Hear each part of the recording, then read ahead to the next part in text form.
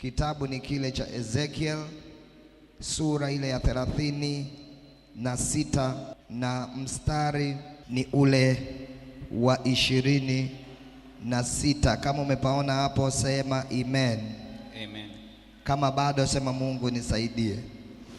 Ezekiel 36 mstari wa 26 na 27 nitasoma katika jina la Yesu. Neno la Mungu linasema, nami nitawapa ninyi moyo mpya, nami nitatia roho mpya ndani yenu, nami nitatoa moyo wa jiwe uliomo ndani ya mwili wenu, nami nitawapa moyo wa nyama. Mstari wa 27 anasema, nami nitatia roho yangu ndani yenu na kuwaendesha katika sheria zangu, nanyi mtazishika hukumu zangu na kuzitenda. Bwana Yesu, libariki neno lako. Asante Mungu uliye mtakatifu, kwa sababu umekusudia tujifunze kutoka kwako.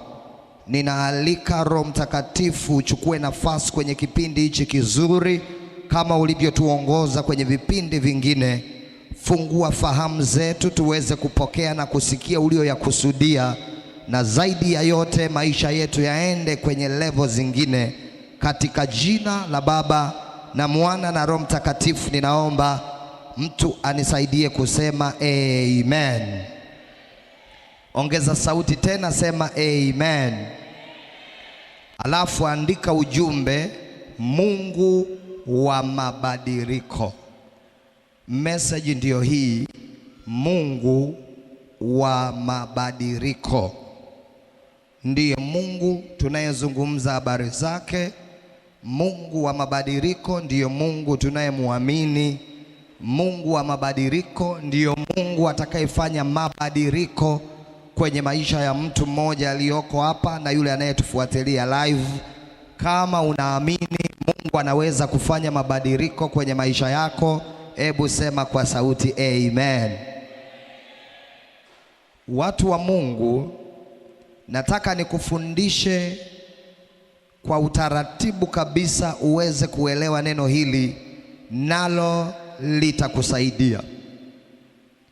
Mabadiliko Mungu anayafanya, lakini mabadiliko adui pia anayafanya.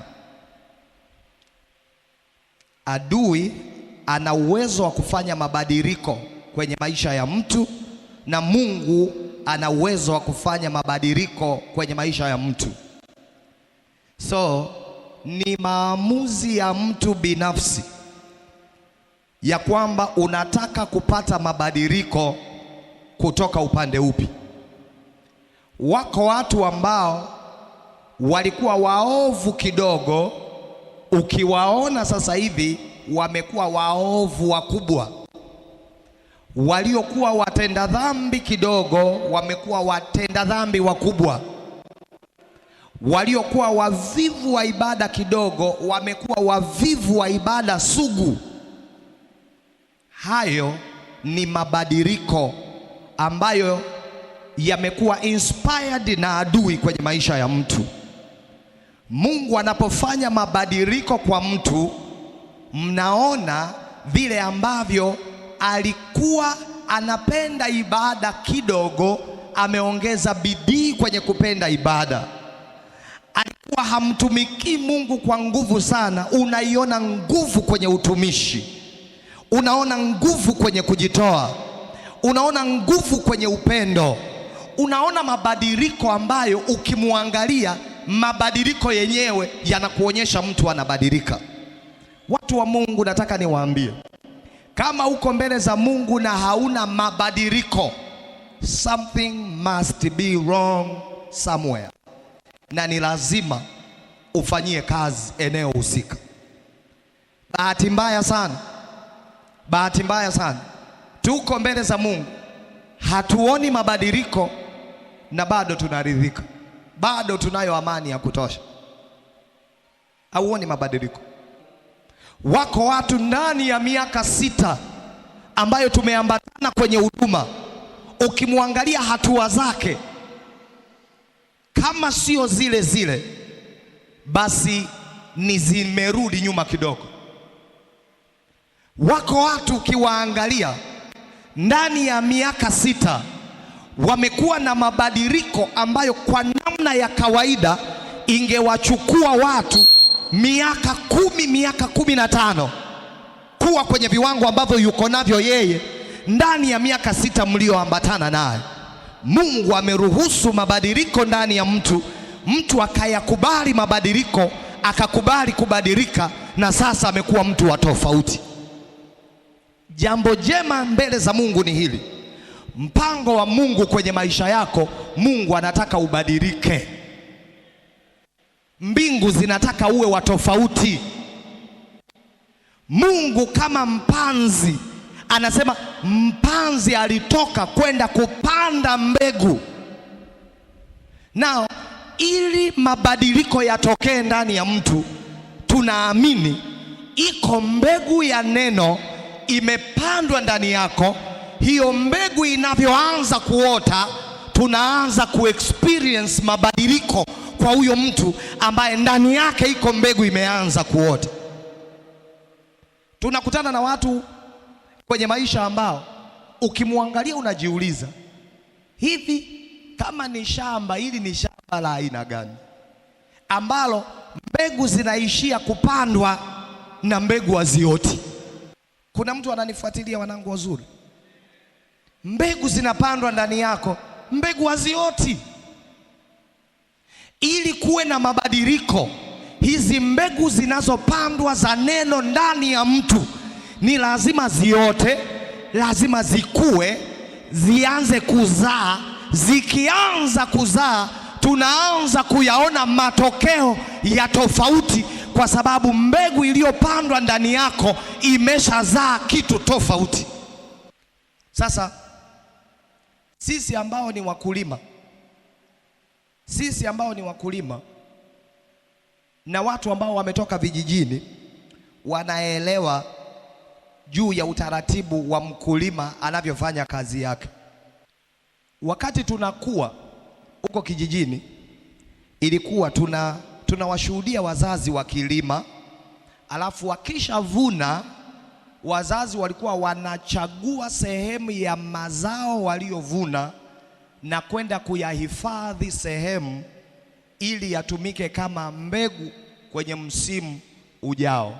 Wangapi wamewahi kuyashuhudia mambo kama hayo huko tulikotoka kama vijijini kwetu? Mimi kushuhudia. Oh, haleluya. Nao tutaelewana vizuri. Sasa wanapoyakusanya mazao kwa ajili ya mbegu, huchagua mazao yaliyo bora. Kama ni muhindi uliotoka vizuri, ili tuuhifadhi utumike kama mbegu kwenye msimu ujao. Na yanapokusanywa hayo mazao ambayo yatatumika kama mbegu kwenye msimu ujao, wazazi kule kijijini kwetu sisi walikuwa wanahifadhi sehemu inaitwa kihenge. Hebu sema kihenge. We pia kwa lugha yenu mna namna mlikuwa mnaita eneo ambalo mnahifadhi mbegu. Sisi tunahifadhi kwenye kihenge. Kulikuwa na kihenge cha kuhifadhia mbegu.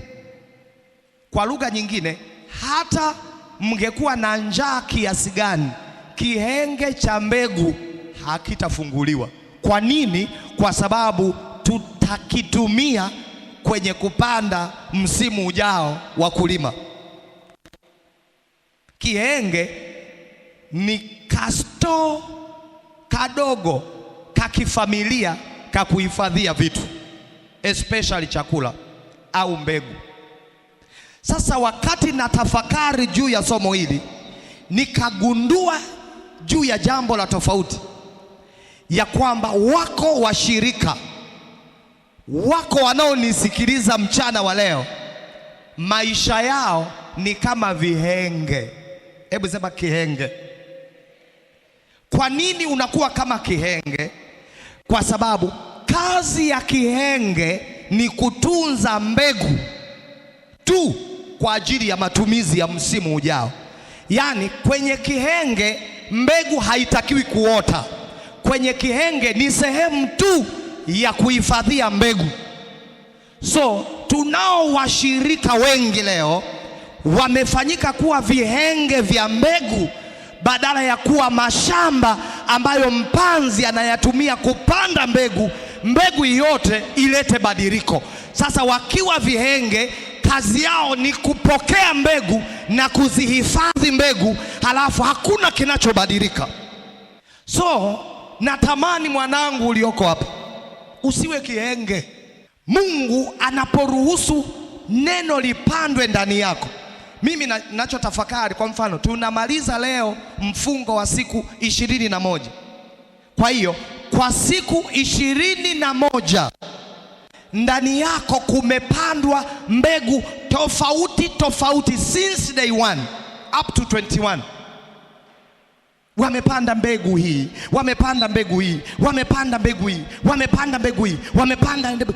Nini tunachotarajia? Tunatarajia tuone mbegu zilizopandwa ndani ya siku 21 za mfungo, mbegu hizo zimeota ndani ya mtu, halafu tunaliona badiliko baada ya hiyo mbegu kuota, kutunzwa, kukua, izae. Tukikuangalia tuone tofauti na mtu alivyokuwa mwanzo. Hii tabia ya kuonekana vile vile ndiyo sasa unaitwa kihenge. Mgeukie jirani yako muulize, we ni kihenge au we ni shamba? Au simuulize, muangalie tu amekaaje, amekaa kihenge au kama shamba. Na mavihenge yanatofautianaga. Yaani likihenge linalotunza mambegu sana linakuwa likihenge likubwa kwa sababu linatunza mambegu ya ukoo. So akisimama hapa Mwakabana, Mungu anamtumia anapanda mbegu. Anasimama Dr. Musa, Mungu anamtumia anapanda mbegu. Anasimama sui katibu anapanda mbegu. Pastor Esther anapanda mbegu. Sui Pastor Ben anapanda mbegu. Sui wote wanapanda. Nini tunatarajia? Tunatarajia mbegu iliyopandwa ndani ya mtu tuone matokeo. Tusipoona matokeo umekuwa kihenge. Na yasipoonekana matokeo tunasema Mungu wa madhabahu hii atendi. Mchana wa leo nimetumwa nikufundisha ya kwamba huyu Mungu tunayemhubiri habari zake, yeye ni Mungu wa mabadiliko. Mungu anataka kuona matokeo ndani ya mtu. Ndiyo sababu wakati mwingine kuna watu waliokuja kanisani tukiwaona wa kawaida, Mungu anapowatumia kupokea zile mbegu kama shamba, halafu linaanza kutokea badiliko, wanaanza kuinuka mavihenge wengine ambao mbegu kama hivyo zilizopandwa ndani yao hazikuleta matokeo. Wanataka wote tusipate matokeo. Akiinuka mtu anapata matokeo kutoka kwenye mbegu iliyopandwa, wanainuka na vita juu ya huyo mtu. Kwa nini anaanza kubadilika? Kwa nini anaonekana kama anajifanya anajua? Kuna haka kaneno mtu anasema anajifanya muimbaji, anajifanya kielele cha kuja kanisani kabla ya wenzie, kielele cha kabla muda tuliokubaliana ameshafika, kielele cha kuomba, kielele. Watu wanakaa, hao ni mavihenge sugu hao. Wenyewe hawataki kitu kiote, lakini yoyote ambaye kuna kitu kinaota bifu. Haleluya. So watu wako comfortable kama wote sisi tutaendaga kwenye level moja. Kama tuna kipato cha laki, watu watakuwa comfortable wote tuwe tuna level ya laki. Kama tuna kabiashara fulani dhaifu, watu wangefurahi kuona wote tuna kabiashara dhaifu. Kama kiwango cha kuja nyumbani mwa Bwana ni hiki, watu wangetaka mbaki hapo hapo. Anytime zinapoonekana hatua za mabadiliko ya mtu, vita. Na kwa sababu wengi wa watu wanataka kuwafurahisha watu, wengi wa watu hawataki kukosana na watu, watu wenyewe ambao Mungu amewakusudia wabadilike, wanapoanza kubadilika na kuona mabadiliko yao yanachokoza vita, wanarudi kwenye hali yao ya mwanzo, kwa sababu wanaona mabadiliko yao yanachokoza vita. Na kufundisha maneno haya ili Mungu aruhusu mabadiliko ndani yako. ya kwamba mabadiliko yanapotokea ndani yako, mabadiliko huwa yanachokoza vita, na yanapochokoza vita, acha uoga wa kuogopa vita za mabadiliko. Ni lazima waweko watu walio tayari kupambana na vita za mabadiliko, kwa sababu bila kupambana na vita za mabadiliko hautabadilika. Matokeo utakuwa yule wa kawaida. Hatupo hapa watu wa Mungu ili tubaki vile tulivyo. Tuko hapa ili Mungu aruhusu tubadilike. Tulikuja hatuna kitu, ni maombi yetu Mungu ainue connection, tufanyike wenye vitu. Tumekuja hatuna ndoa, ndoa zije kwa jina la Yesu. Hatuna uzao, uzao uje. Mungu amekuleta hapa sio mtumishi, utumishi ukukute hapa. Mtu abadilike kutoka kuwa mshirika awe mtumishi wa Mungu, kutoka kwenye level za kawaida. Inawezekana. Kwa sababu mnataka kufanana fanana, ndiyo maana unaogopa mabadiliko. Mungu anataka kukubadilisha, wewe hauko tayari kubadilika.